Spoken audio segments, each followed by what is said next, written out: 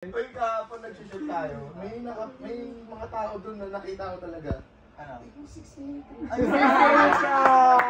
Hindi na nagtumasawa, no? 6 minutes na. Tuturuan pa nga sila magpa-picture. 6 minutes yan. Bago anang code. Mas bago pa. Bakit kayo nag-break? Ano naman natutunan mo doon? Madami siguro. Hindi mo na mabilang kung yung best. So, nung una pa lang, nalaman mo na. Gusto ko sanang tanongin sa'yo, ba't di ka umalis? Kasi hindi ka umalis eh. So ngayon, bakit mo pa rin ginagawa yung mga bagay na... Kung makipag-walay sa kanya, ayaw niya yung pakala. Ano yan? Walang pambili ka na ngayon. Natuwa ka? Kasi ano, ganito kasi, dati pa. Natuwa. Natuwa ako! May nag-PM sa akin, Be, tingnan mo to yung ano ni ano, na sa live niya, inawa ko ng peps. Nakagana sa live. Tapos yun, nakita ko, sabi ko, yan yata yung bagay niya, parang kilala. Yung unang babae. Check. Yo! Welcome sa number 2 podcast in the Philippines. Ang Two Joints Life and Style Podcast. Bye! Take two. No, sa mga hindi nakakita. So sigurado, alam niyo naman kung saan yung Quiapo at kung ano yung meron ng Quiapo, diba? Ano ba?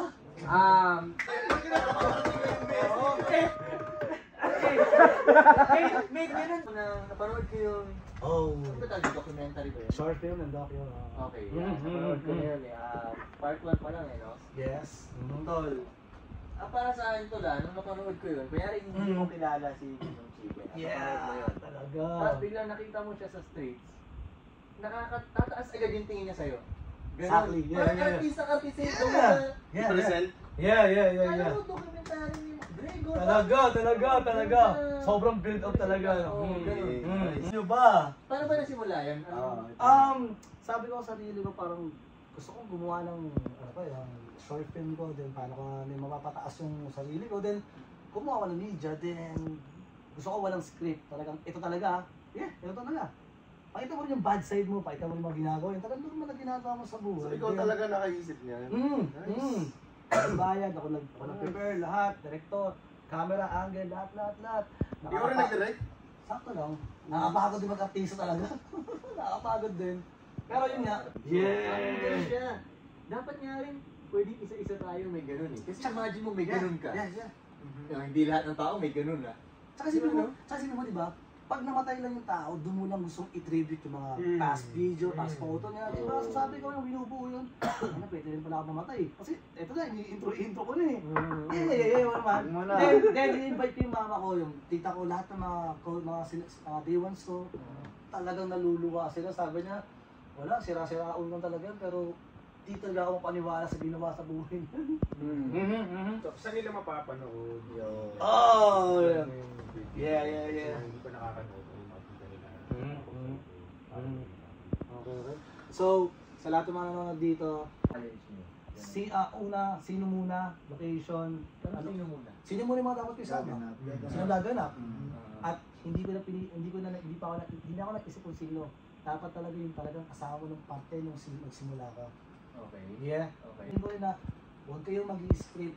Ito lang talaga, ito lang din talaga. At number 1, ayoko mag-i-isip ng mga bahay. Oo. Parang nagulat din ako. Wait, Talaga? Pagkakilala ko yung hindi ganun. Puro ganun yung umpisa. Puro ganun. Tapos ako mabait pala talaga si Manok. Tapos biglang, after nun, sinabi na yung, pero nung nag-high school siya, parang gano'n na, high school siya. Puro gang member na yung kasama. May ganun palang part. Elementary pala yung Elementary pala. Na-convince na ako mabait ka eh. Mabait ka. Sino? Nakakilala ko. Ganun. Oo, na-convince na ako eh. Maganda yung pagkaka-storyline niya. Oo, Maganda. ganun. Yung emotions mo. Hindi na palagi. Kasi Kalimutan mo ata. Yung unang dahil Ulit talaga yun. Putang ina. Uy, naibanat mo pa rin yun, Dong. Tol, na-realize ko talaga, pag mag-i-instruct ka, huwag mong sabihin yung ayaw mong gawin niya. Ano dapat? Gawin mo gusto mong Kasi tumatatak sa isip eh, no? Kasi nga, ang So, utak paano ko, hindi kaya kaya sabihin? O, paano mo sabihin yan? Ang utak hindi kaya mag-subtract at divide. Yeah. Multiply at add lang. Sa So, tingin sabihin mo mo- sa kanya, itago mo yung utak. Kaya, hawakan mo lang yung new. Hindi nga lang si Madoy eh. Nakilasabi na kasi, Ano pindot talaga? mga pindutin to. Punchline mo doon.